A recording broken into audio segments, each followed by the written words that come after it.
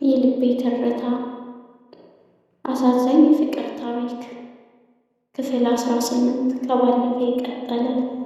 መቅደስን ጓደኞቿ ወስደው ካስተኟትም በኋላ በነገታው ቢያንስ ከቀኑ 6 ሰዓት ድረስ አልነቃችም ነበር።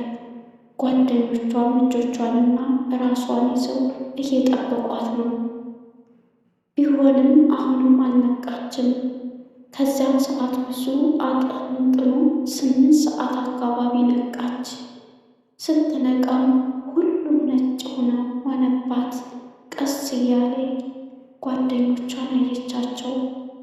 በስማቸው ጠርታ እንዴት እንደመጣች ጠየቀቻቸው።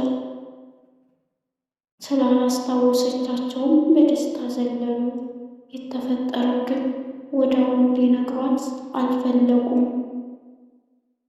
ግን እየቆየ ስትመጣ ትናንትና እስከ ማደንዘዣ መርፌ ይሄ ነው ትዝ አላት። በዓይኖቿ ፈልጋ ስታጣት ወይንሸትስ አለቻቸው። እነሱም ስላላወቁ ከትናንት ጀምሮ አላየናትም አሏት። መቅደስም ቁጭ ብድግ አለች።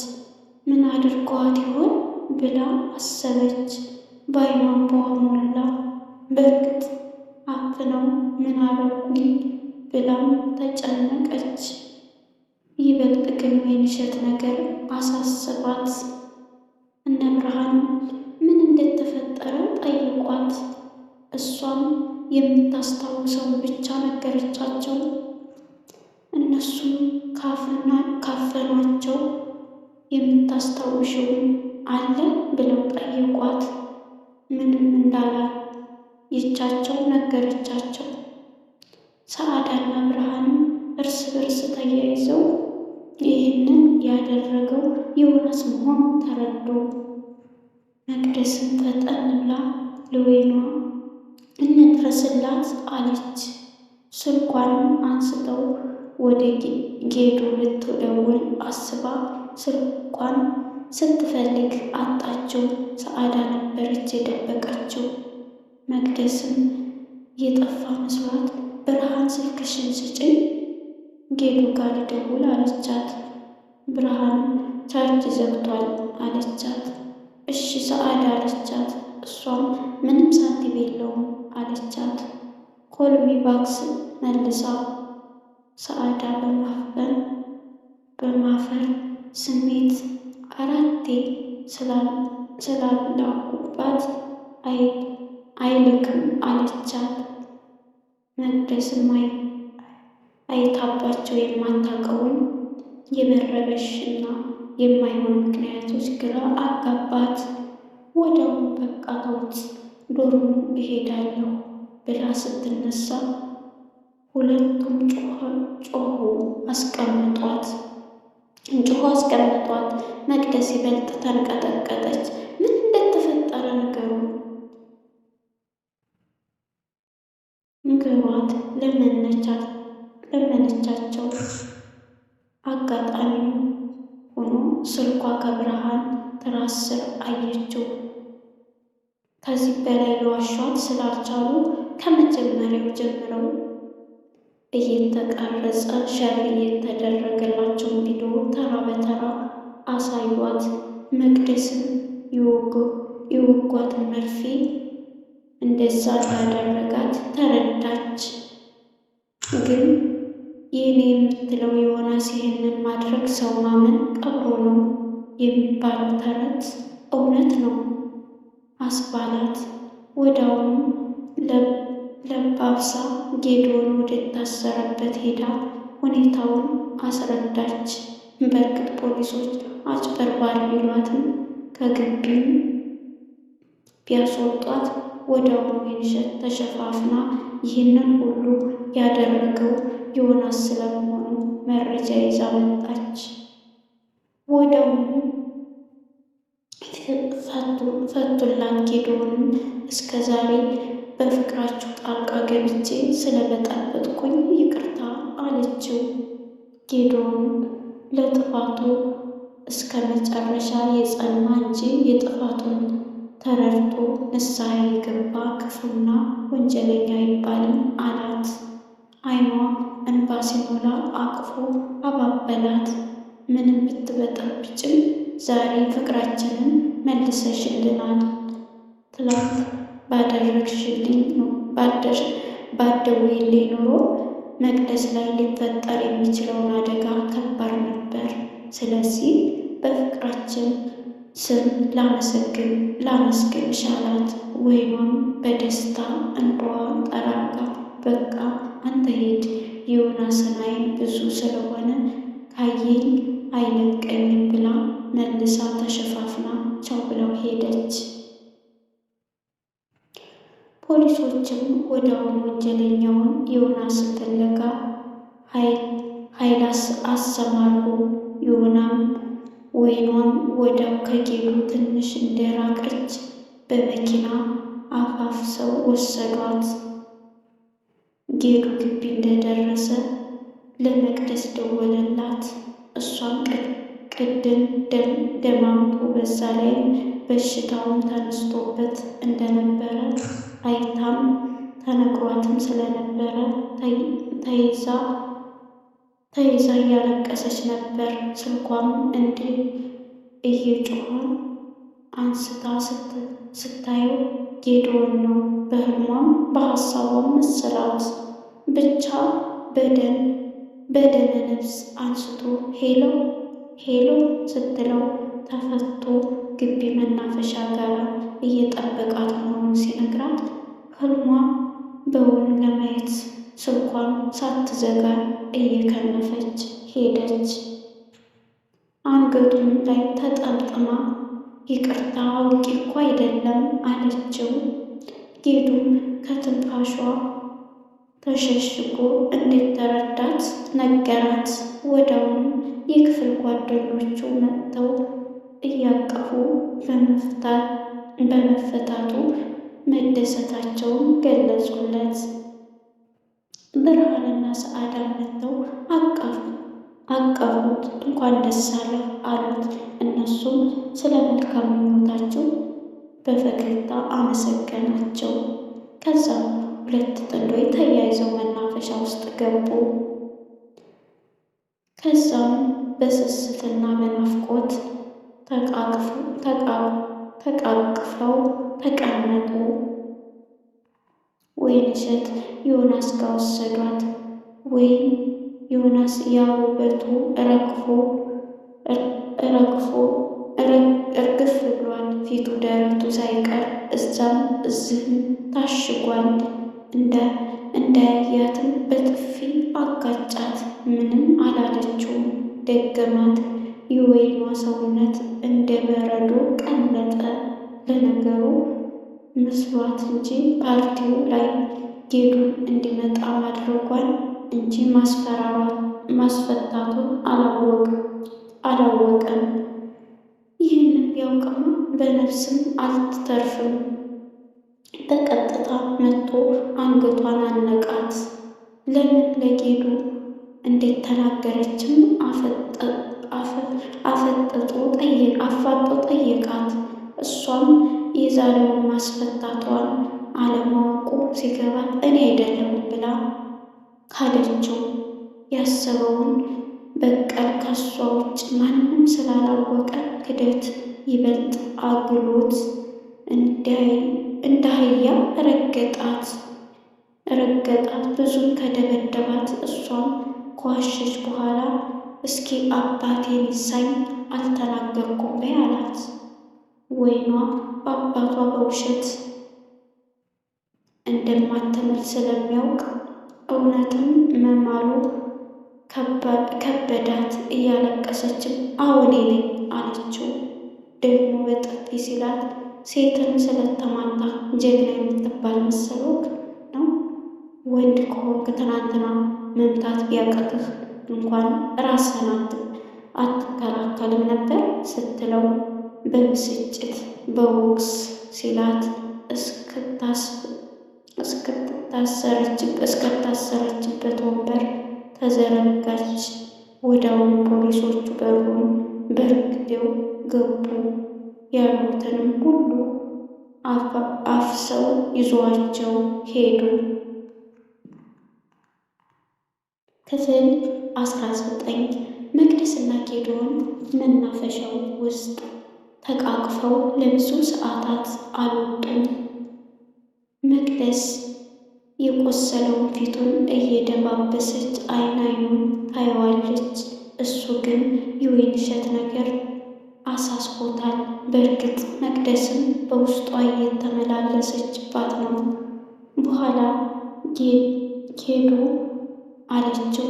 እሱም ወይዬ መቅዴ ሲላት ትናንትና ስታገት እኮ ወይን እሸትም አብራኝ ታግታለች። በዛ ላይ እስካሁን አልመጣችም። እኔ ፈራሁ አለችው። ወይኗ ስልክ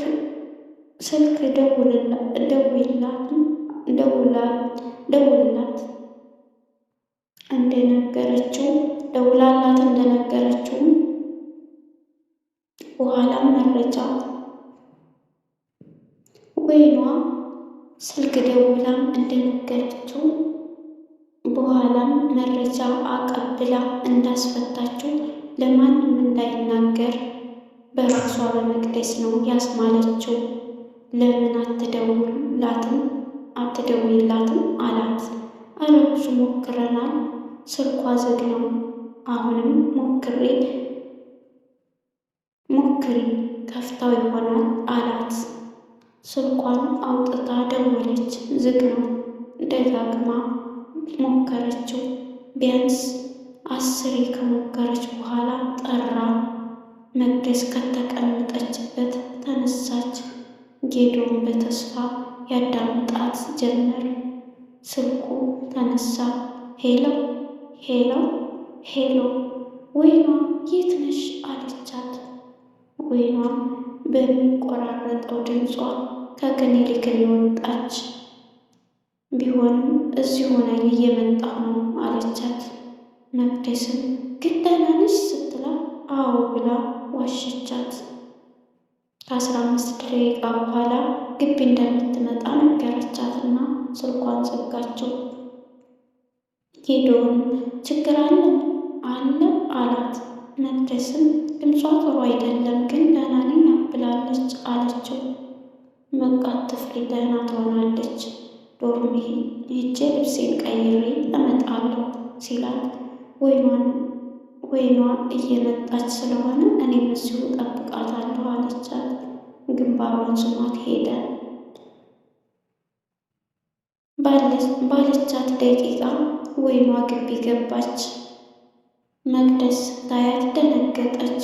ፊቷ ድልስ ብልስ ብሎ አልኮል ተቀባብቶ አይኗ ገብቷል። ጉንጯም ደግሞ አብጧል።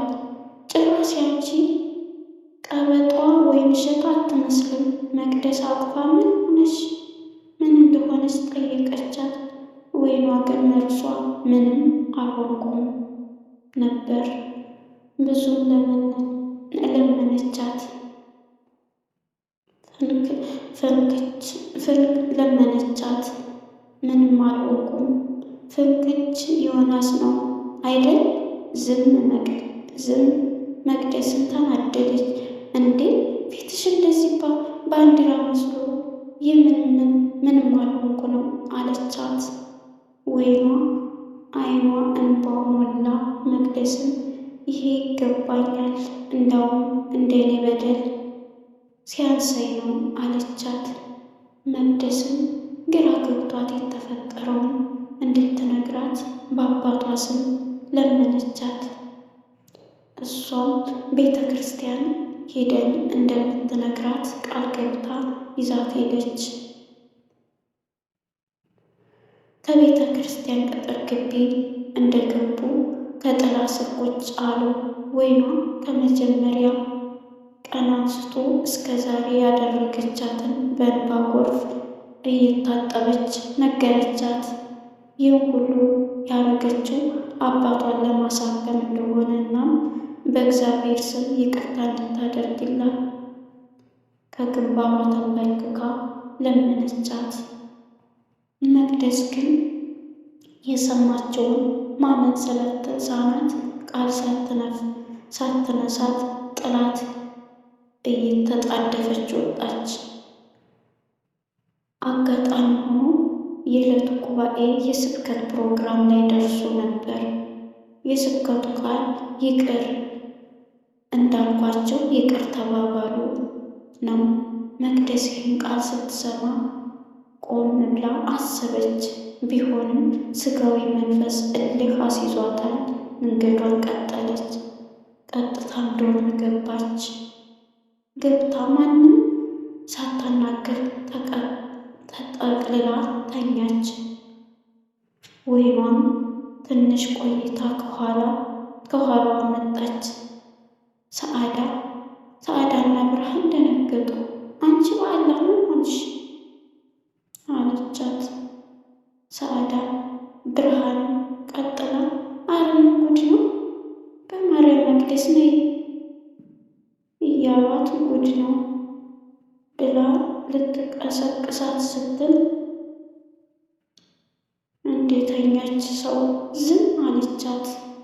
ወይኗም ምንም አልሆንኩም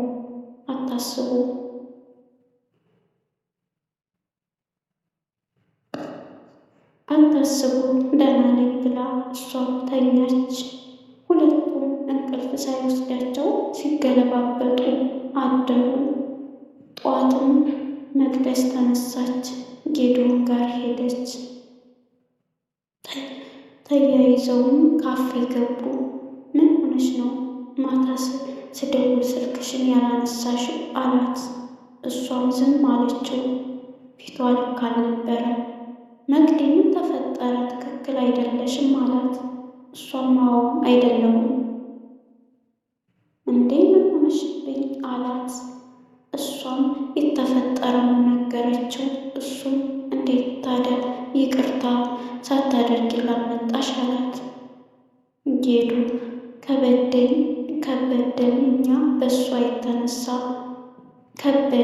በእሷ የተነሳ እኮ እኔ እናንተም ተለያይተን ትምህርታችንንም አተን ነበር አለችው። ጌዱም ፈገግ ብሎ መቅደስ እውነተኛ ፍቅር ይፈተናል። በእርግጥም አጥፍታለች፣ ግን እኛ ከተጻፈልን ውጭ አንኖርም።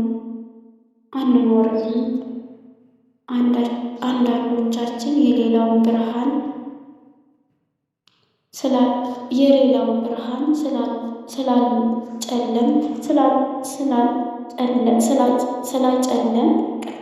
ስላጨለም የኛ ይበልጥ ይበራ ብለን እናስባለን፣ ግን ተሳስተናል። ከምንም በላይ ግን ጥፋተኝነትን አምኖ ይቅርታ መጠየቅ ትልቅ ጥበብ ነው። ይቅርታም መቀበል መሸነፍ ሳይሆን ትልቅ ብልህነት ነው። ሰው ሆኖ የማይሳሳት የለም። ፍቅራችን ገደል ልትጨምረው ብትሞክሪም ከገደሉ የመለሰችው እሷ ነች አላት። ግን ይህን የተናገረውን እንዳትናገሪ ያለችውም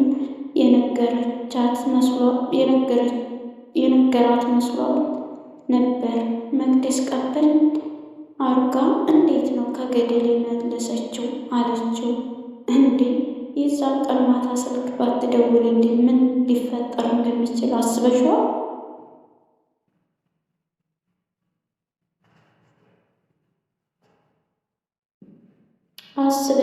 በዛ ላይ እኔን ለማስፈታት ካገቱት ልጆች መረጃ ከመሰብሰብ አንስቶ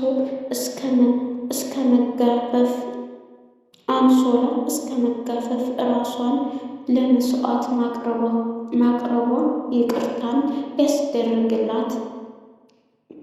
ሊያስደርግላት አይቻልም። መቅደስ ጭንቅላቷን ያዘች። ቆይ ለምን አልነገረችኝም ስትል ጌዱ ደንግጦ አልነገረችሽም እንዴ አላት። አዎ ብላ ከመቀመጫዋ ተነስታ በኋላ እንገናኝ ብላ እየሮጠች ሄደች። ዶርም ስትገባ ወይኗ እያለቀሰች ለመሄድ ሻንጣዋን እያዘጋጀች ነበር። መቅደስን ተቆጥታ የት ልትሄጂ ነው አለቻት። ወይኗም አባቴን ሰው ያስፈልገዋል ሊሄድለት አለቻት።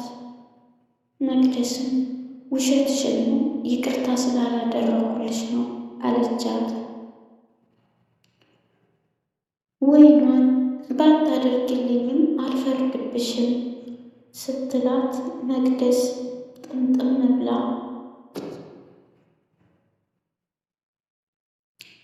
ብላ አቀፈቻትና ይቅርታዋን እንዴት ተቀበለቻት ነገረቻት። ወይኗ በደስታ ጮቤ ረገጠች። ትልቅ ሸክም ቀለለላት። ከዚህ በኋላ ወይኗ ከመቅደስና ከጌዱ ጋር በመተባበር ዮናስን ለፍርድ የሚያበቁ መረጃዎችን ሰበሰቡ። ለምሳሌ ሴቶችን ለሹገር ዳዲዎች እንደሚሸጥ፣ አደንዛዥ ዕፅ ግቢ ድረስ እንደሚያዘዋውር፣ ሌሎችም። ከዚያ ከጅማ ዩኒቨርሲቲ ግቢ ተባረረ። በመቀጠልም በፍርድ ቤት 3 ዓመት ተፈረደበት።